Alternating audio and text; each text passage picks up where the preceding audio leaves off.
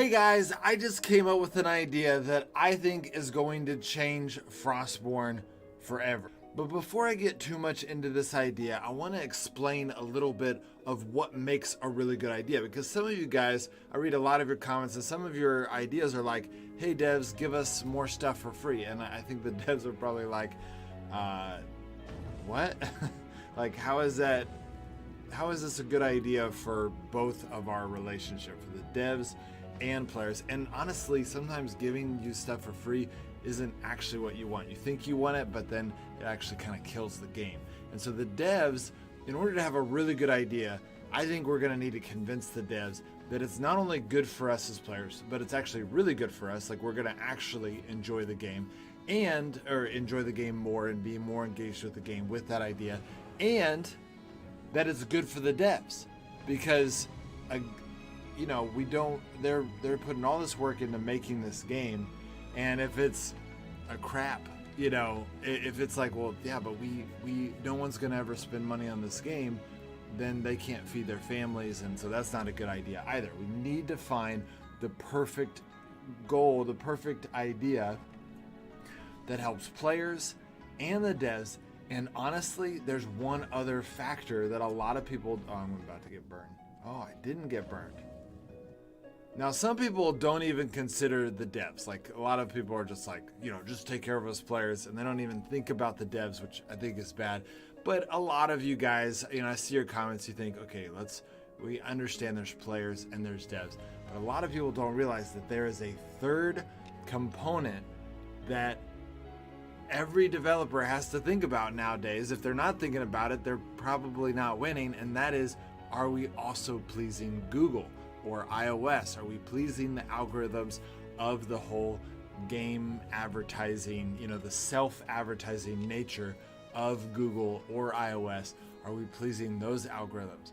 And that's another factor that game developers have to think. You may love their game, but if you're only playing it once a month when you're thinking about it, Google's not gonna like it very much, because Google wants to see people playing a game consistently, often, frequently.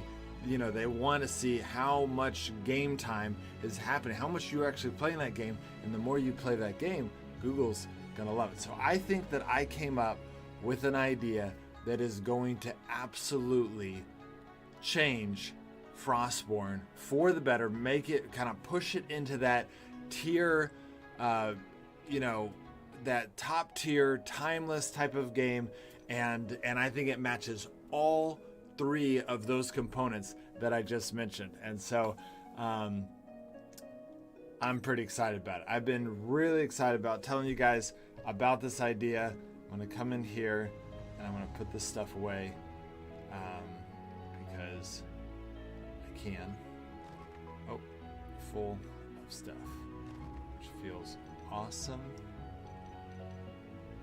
If you guys haven't seen my video on what is happening right now, why I'm getting so rich so fast, you got to go check that out on my technique for that. Okay, so here's my idea, and it's gonna sound crazy until you hear the whole thing. The idea is that the devs would unlock a level 3 class for us for free every single week. A different one, and it would be temporarily unlocked. So, for example, here we go. We've got the 16 classes. There's about to be another class entered in. What they would do is they would say, week March 1st through the 7th or something like that, they say, Berserk 3 is going to be unlocked. And so it's unlocked for everyone. All you have to do is unlock Berserk 2, which I have on this account. This is my free-to-play solo account, and I would then get to play as Berserk 3 for just that week. I'd be able to experience playing at the top. It would be awesome. But I wouldn't have actually earned Berserk 3. I wouldn't have actually put the 10,000 points towards it. I would just have unlocked it for that week. And everyone else in the game would also have had Berserk 3. So it'd be a bunch of Berserk 3s running around doing PvP. anyone that countered the Berserk, so like the Hunter, which counters the Berserk, would just, if you had a Hunter 3, you would be having a heyday because you'd be like, everyone's Berserk, and you just slaughter them all.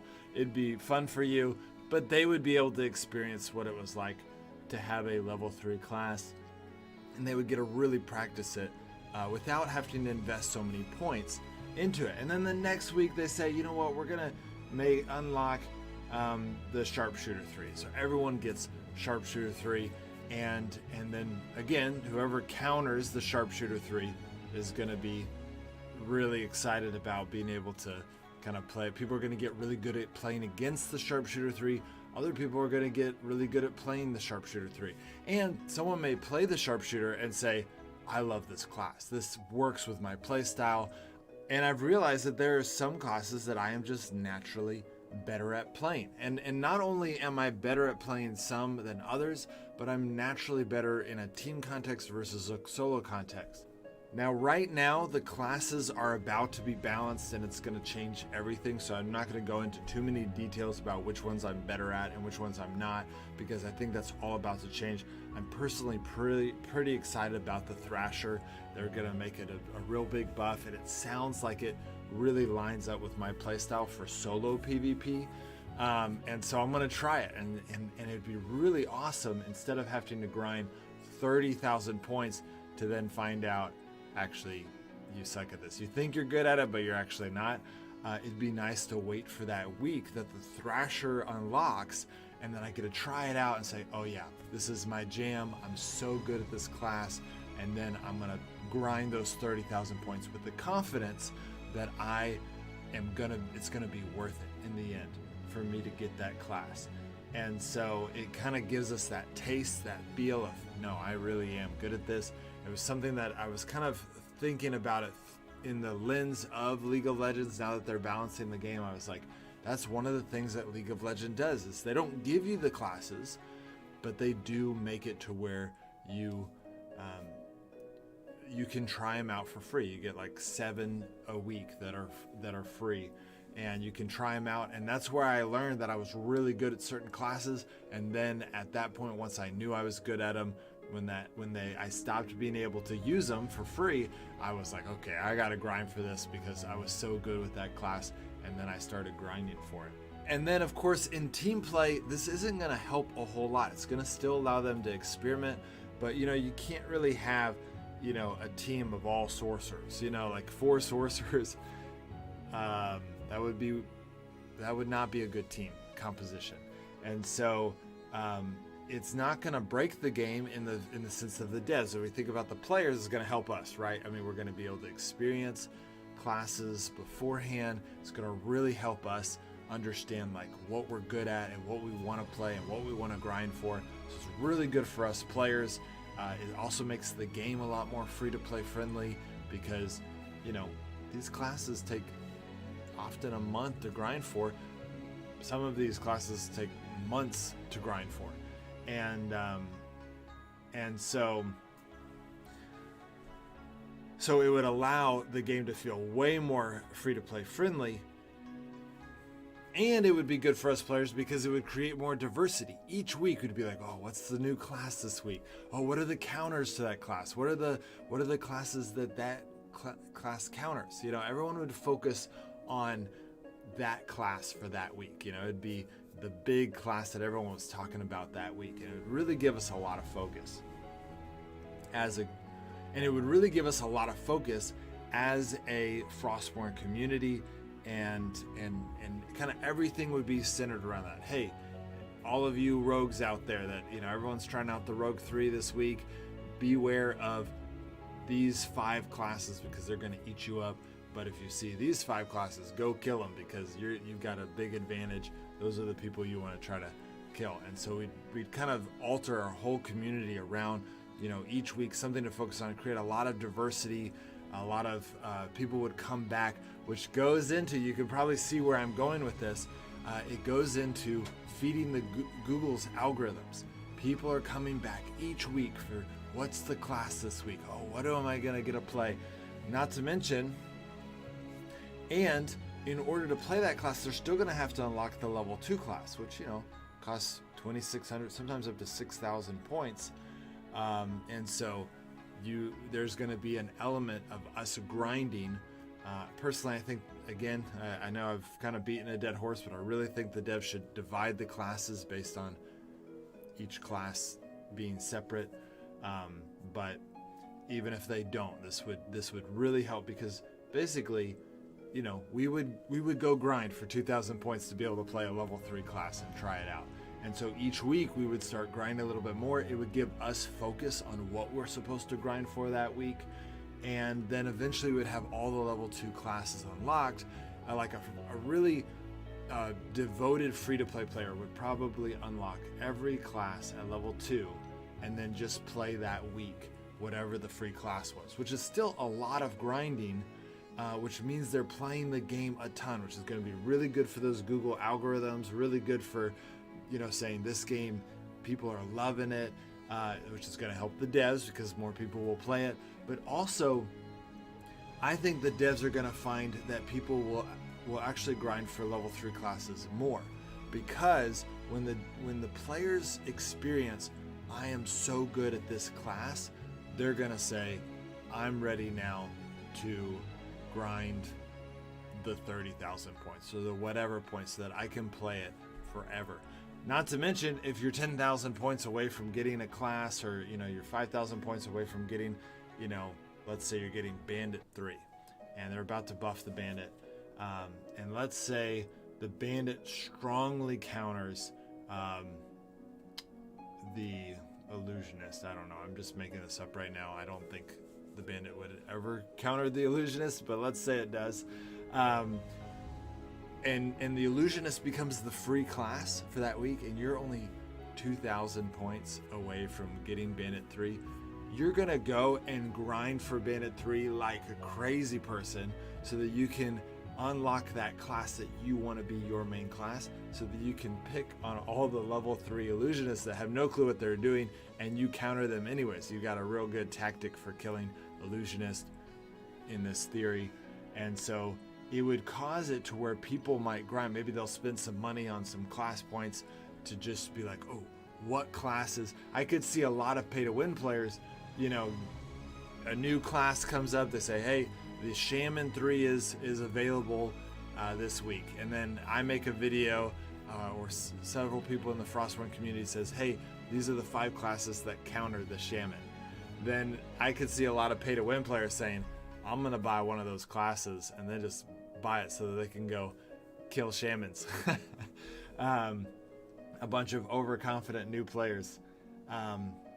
And so it's going to just create a dynamic. But then a lot of those new players are going to be like, well, if they're really good at the Shaman, they're like, yeah, but I'm amazing at the Shaman.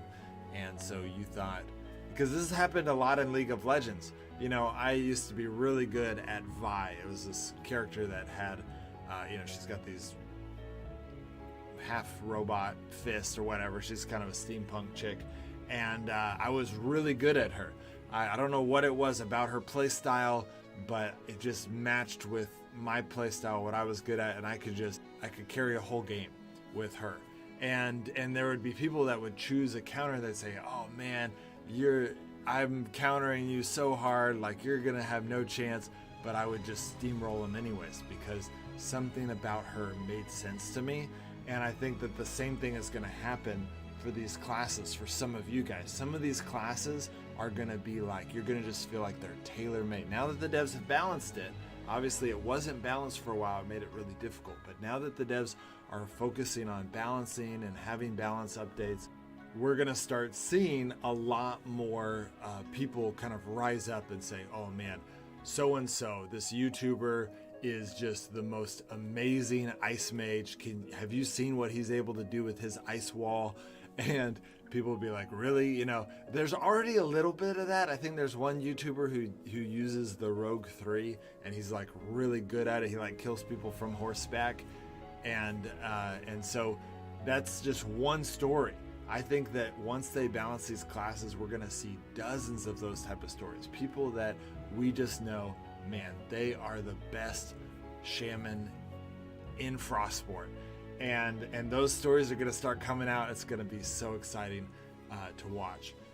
But this idea, in my opinion, and you guys put in your comments what you guys think about this idea, but in my opinion, this idea is the perfect way to help free-to-play players, help even pay-to-win players know, like, what should I spend my money on, give focus to the game as a community for us each week to be like, hey, what is that next thing I'm looking forward to? What is it's going to help us focus on what to grind. I may come out with a video each week saying, hey, here's the free class, here's the things that they are, here's the counters to them, here's the things they counter, and then here are the things that I think you should do this week that are going to really, it's going to give you focus for this week. It's going to give us, these are the tasks you should do, these are the points you should grind for, and working towards getting all level 2 classes, and then that level 3 class of that class that you're really good at, or maybe multiple classes that you're really good at. It's also going to let teams try out a few things. So for example, we have our different team compositions. Up until this upcoming update, it's been mostly just, the protector, healer, sharpshooter, and archmage, or fire mage before the archmage. And it was kind of that simple combination. And there may have been a little bit of diversity, like, some people find the Pathfinder better than the sharpshooter. I think after this update, they're definitely in team play, the Pathfinder is going to be the better option. But by having some level 3 classes unlocked, it's going to create a few new options for us as teams. Like we may say, hey, we're going to try the Ice Mage now because because you can be a level 3 class in Ice Mage, and maybe you have all the level 2 classes unlocked, and you've been playing Fire Mage a lot, but the Ice Mage is free this week. Let's change our mage into an Ice Mage to see how we do. And you may discover something crazy. You may discover, man, the Thrasher and Ice Mage combination, it's going to allow there just to be a lot more diversity. I mean, balancing the game is going to add more diversity in the game, but it's by having a free class each week, it will encourage players to try new combinations, which again is good for Google because their algorithms want you playing more, and it's good for the devs. Pretty much anything good for Google is also good for the devs, but it's good for the devs because it's gonna have people trying more aspects of their game, and the devs don't have to use some kind of, they could use a random number generator, or the devs could say, hey, we think the Ice Mage is broken, but we're not 100% sure. Let's make that the free class this week so that we can get a lot of test samples of the Ice Mage and kind of see how people play it. It's a very underplayed class. Maybe it's not good enough. Let's make it the free class to see what people do with it, and then either we as a community discover, well, actually, if you use it in this context, it's amazing, or we say, no, it just sucks, no one's playing it even though it's free, and then the devs say, oh, okay, we need to buff that class because it's not doing as well as it should. So it just creates so many options for the devs. So to recap, a lot of what I'm saying here is that it gives players a lot of focus. It gives free-to-play players a chance to try something out. It gives all players a chance to try out a new class and see if they naturally jive with that class. It gives something to look forward to each week. It gives us something to talk about each week. It gives us some focus. Instead of just talking about just any class out there in Frostborn, especially as they keep adding more and more classes each update, especially as it seems like they're just going to keep adding more and more classes to the game, it gives us something to focus on. Obviously, we're going to focus on the new class, but outside of that, what are we focusing on? And I think it's going to help us as a community understand each of the classes better because we have that focus and we want to focus on what is possible for this thing. There's just going to be a lot of focus for YouTubers because they're going to say, hey, this is going to be the hot topic this week. Everyone's going to want to know about the level 3 class they're either grinding for the level 2 so they get unlocked the level 3, or maybe they already have it, and they're wanting to know more about this. And they're wanting to know more about this class. It's going to give YouTubers this idea of like, yeah, I need to really just give people as many tips as I can about this class. I need to give them lots of content for this class. It's going to help those YouTube algorithms as well as the Google algorithms, because it's going to just create more focus. It'll be about Frostborn, but it'll be focused around something, and then the next week will be focused around something else. I think to YouTube and the Google algorithms, it's going to feel like, oh, there's another news story going on about Frostborn. This time it's about the Berserk class. Oh, this week there's another news story about, YouTube. Everyone's talking about the Shaman class, And so I think YouTube, which is kind of more of they try to be around like giving news, they're gonna think, oh yeah, there's hype around Frostborn. Each week there'll be new hype about something new in Frostborn, and it'll just be in that cycle. And of course the devs aren't going to release like the new druid that's about to come out. They're not going to make that one of the free classes anytime soon, but after the hype has died down, then they'll say, okay, we'll let people use the druid for free for a little while, and for 1 week, and and then we get more test samples from him.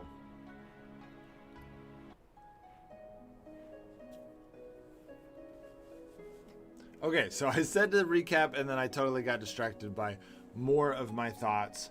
So to recap for players, and I have notes, I just need to follow my notes. It's going to give the players something new to focus on each week. It's going to allow people to try out the new classes. It's going to make the game so much more free-to-play friendly. It's going to motivate players to grind for those level 2 classes, which is going to create more diverse accounts with more options for their account. A true free-to-play player that's committed to this game will have all the level 2 classes unlocked, and then they'll probably have their level 3 class of the one they're just the best at, probably after trying all of the other level 3 classes through these free weeks. It will give pay-to-win players more focus on either what class they're wanting because they got to try it out, or it'll allow them to just get a class because it counters the free class and they want to have that advantage as they fight those people. It gives the devs a chance to get bigger test samples for a certain class to say, okay, we need to know more about the Rogue 3. Let's just give it to everyone this week and see what the players come up with. Oh, and I just thought also in PvE, not just in PvP, like if the Rogue 3 were unlocked, I'd be like, all right guys, this is the week to hit Odin's every 48 hours and to use all your forged keys.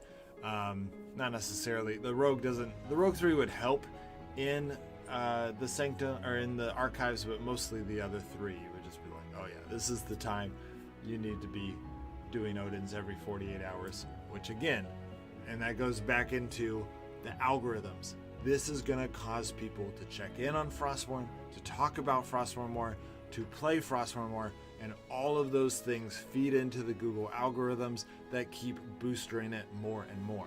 So that's my idea. I was partially inspired by League of Legends. I love that game, and I feel like Frostborn and League of Legends have a lot of similarities, a lot of comparisons that you can kind of view with each other because of the class system, because of the way PvP works. And I already told the devs, and they seemed to like the idea, or maybe they were just being polite, but I wanted to put it in video form so I could paint the whole picture for them and for you guys, and I want them to see your comments. What do you guys think about this idea? Do you love it? Are you like, oh, that's awesome? Or are you like, wait, but here's a problem with it? Tell me what you guys think about this idea. Honestly, I think it is the best idea I've had for Frostborn, except for this one idea that I told Mammoth, and I've been keeping it a secret because honestly, I think it's not just for Frostborn. It could change any mobile game. It will change all of mobile gaming. And that sounds super, I don't know if that sounds arrogant or not, but I came up with an idea that I think could change, that could make mobile gaming compete with computer gaming in a like really lean into mobile gaming strength that Frostborn could implement. And I told it to Mammoth, and I've been keeping it a secret. I'm hoping Frostborn implements it. We'll see if they do, but I've been keeping it a secret because I want Frostborn to succeed so much.